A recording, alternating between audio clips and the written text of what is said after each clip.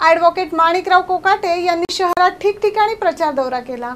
या प्रचारादरम्यान कोकाटे यांना वासाडी गाव तसेच रिपब्लिकन पार्टीचे शहराध्यक्ष यांच्याकडून पाठिंबा जाहीर करण्यात आला आहे। नाशिक लोकसभा मतदारसंघाचे अपक्ष उमेदवार ॲडव्होकेट माणिकराव कोकाटे यांनी ग्रामीण प्रचार दौऱ्यानंतर आता शहरात आपला प्रचार वळवलाय। नुकताच त्यांनी शहर परिसरातील महत्त्वाच्या ठिकाणी आपला प्रचार केला। प्रेस गेट, गोल्फ मैदान, कृष्णनगर ट्रॅक, समर्थ आकाशवाणी ट्रॅक, संघटना बैठक, सातपूर MIDC, आकाशवाणी बाजार सभा आदी ठिकाणी प्रचार केला। कृष्णनगर ट्रॅकवर आलेल्या नागरिकांशी गाठीभेटी घेतल्यानंतर येथे आलेल्या महिलांशी संवाद साधला असता महिलांनी कोकाटेंसमोर आपल्या समस्या मांडल्या। या समस्यांवर कोकाटे यांनी चर्चा केली। सगळ्यात वयस्कर आहे, तुमच्यापेक्षा मोठे आहे, सांगा त्यांना काय सांगा। अहो, गेल्या वर्षी निवडून आले, त्यांना साधी कामं सांगितली तर झाली। नगरपालिकेच्या लोकांना सांगताय तुम्ही सांगितलं, साधी गोष्ट सांगितलं। खासदारकीचं इलेक्शन आहे, नगरपालिकेचं नाही। अहो हो, सगळं कबूल आहे, पण शेवटी आपल्या बरोबर आहे बरं का, आपल्या गरजा ह्या साधं आहे। शिवसत्याग्रह आहे इकडे, तिथे बायका दुपारी बाटवर करत, संध्याकाळचं जरा जाऊन बसतात। आमच्यासारख्या सगळ्या वयस्कर साधं म्हटलं तिथे एक जाळी लावा, तिकडून बॉल येतो, 2-3 बायकांना इतका तो बॉल लागलेला आहे। साधी जाळी म्हणजे साधी काप सुताची बसवाना, तुम्ही खर्चही न पाहिजे तर खर्च।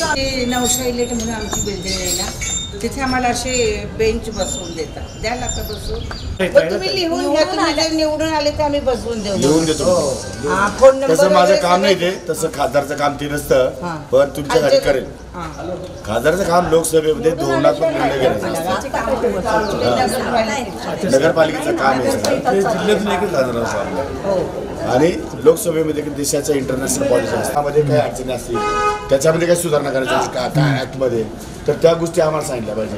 इथं गल्लीतले हे बाकडे, गटारी, जाळे हे सगळे यांच्यासाठी वेगळं आपण किती वेळा मतदान वेगवेगळ्या असं सभागृहामध्ये वेगवेगळे लोकप्रतिनिधी जातात, त्याचं कार्य वेगवेगळं असतं, त्यामुळे हे सगळं मिक्स नाही। ते पण तेव्हा असंच आश्वासन देतात, नंतर येतच नाही।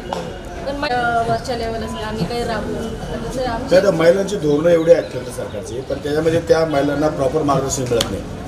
आणि प्रॉपर मार्गदर्शन न मिळाल्यामुळे किंवा मग त्या कायद्याचं ज्ञान नसल्यामुळे बऱ्याचशा महिलांना त्या सुविधांपासून वंचित राहावं लागतं। त्याला कसं आपण जागरूक असलं पाहिजे, आपण जागरूक राहतच नाही ना सर। आमच्या NGO आहे, आता मी NGO मार्फत 18 वर्ष काम करते। महिला बालकल्याणला आम्ही बरेच प्रोजेक्ट केले, पण आमच्या फायली इथून गेल्यावरपर्यंत तर त्या फॅसिलिटी होतच नाही। होतं ना, ते पण मला मान्य आहे। शेवटी हे इन्कम आहे राजकारणामध्ये। तुमच्या ठिकाणी एखादी पॉलिटिकल कार्यकर्ते असली तर तिला जरा वेटेज जास्त येतं। आपण कसं आपण महिला ज्या मेहनती महिला त्याचं नीट केलं पाहिजे लोकांनी, व्हायला पाहिजे। पण तुम्ही प्रॉपर चॅलेंज नाही केला तर 100% होईल। आम्ही करू ना। कसं असतं माहिती आहे का, तुमच्या एखाद्या बचत गटाचं आहे, तुमच्या एखाद्या NGOचं काम आहे, तर तुम्ही डायरेक्ट एखाद्या ठिकाणी मंत्र्याला जाऊन भेटला, ते तुम्हाला एंटरटेन नाही करणार, पण तुम्ही इथून इथला लोकांना रिप्रेझेंटेटिव्ह घेऊन गेलात ना, त्यांच्या भविष्यावरती सरकार चालतं, त्यामुळे त्यांना ते काम करावं लागतं। आम्ही शासकीय समाज कल्याण डिपार्टमेंटमधून इथून फायनल होतो, पुण्याहून लगेच तिथं फॅसिलिटी होऊन जाते। भलत्याच लोकांचा प्रोजेक्ट होतो, महिला औद्योगिक माझी सहकारी संस्था आहे, तिथं पण प्रोजेक्ट टाकला, तिथेही झाला नाही। ट्रायबल डिपार्टमेंटलाही टाकला, तिथेही झाला नाही। म्हणजे आम्ही इथून बी थोडेसे बघा, तुम्हाला हे म्हणजे शासकीय लोकांना टक्केवारी पण आम्ही कबूल केली, तेवढं करून बी साधा प्रोजेक्ट होत नाही। तिथे या देशाची शोकांतिका होत नाही ना। तुम्हाला नाही, आम्ही पण त्याच्यात उत्साह पडतो कधी कधी। आता न सांगितलं बरं, निवडणूक आता ह्या सगळ्या गोष्टी आमचे माझे 500 बचत गट आहेत माझे, आम्ही करतो, पण ते व्हायला पाहिजे ना, महिलांसाठी तर किती व्हायला पाहिजे। तुम्ही एकदा माझी करून बघा, नक्की तुम्हाला भेटेल, तुम्हाला सुंदर येऊन सुंदर नाही नाशिक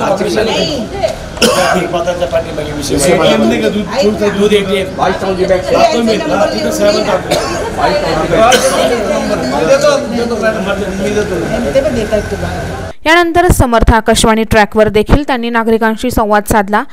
फक्त आता बॉसला पण ते 3 ते 3.5 असतं, महेंद्र पण बॉसला 4 मध्ये कंपन्या काय सुरू नये, तू नॅशनल हायवेला लक्षात ठेव। अच्छा, असं आहे का?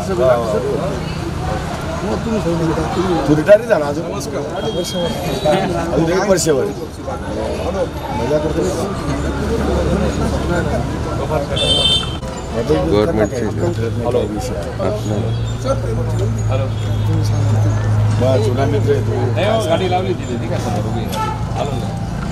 ट्रॅक्टर चालवणारा शेतकरी या प्रत्यक्षदर्शी निशाणी सोबत कोकाटेंचा जोरदार प्रचार सुरू असतानाच अपक्ष ॲडव्होकेट माणिकराव कोकाटे यांना वासाडी गावातून पूर्ण पाठिंबा दर्शवण्यात आलाय।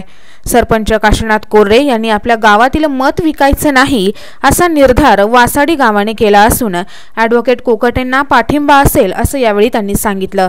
नमस्कार, मी काशीनाथ कचरू कोरडे, सरपंच ग्रामपंचायत वासाडी, तालुका इगतपुरी, जिल्हा नाशिक। आम्ही 26 जानेवारीच्या ग्रामसभेमध्ये एक महत्त्वाकांक्षी असा निर्णय घेतला होता, कारण निवडणुकी आल्या की गावोगावी पैशाचा धुमकूळ होत असतो, पार्ट्यांचा धुमकूळ होत असतो आणि या ठिकाणी मतदाराची किंमत ही 200, 400, 500, 1000पर्यंत होत असते आणि म्हणून मतदान हे दान आहे, ते दान रूपाने आपण द्यायचं असतं। म्हणून आम्ही त्या 26 जानेवारीच्या ग्रामसभेमध्ये आपलं गाव विकायचं नाही, आपलं मतदान हे दान आहे, दानाच्या रूपातच आपण द्यायचं असा महत्त्वाकांक्षी निर्णय आम्ही आमच्या ग्रामसभेने घेतलेला होता।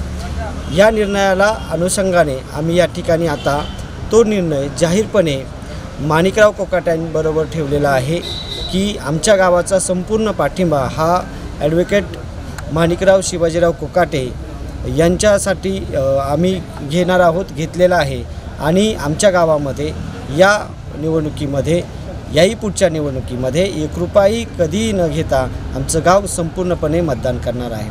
याबरोबरच रिपब्लिकन पार्टी धर्मनिरपेक्षचे नाशिक शहराध्यक्ष अल्ताफ शेख यांनी देखील रिपब्लिकन पार्टीतर्फे ॲडव्होकेट माणिकराव कोकाटे यांना पाठिंबा दर्शवलाय।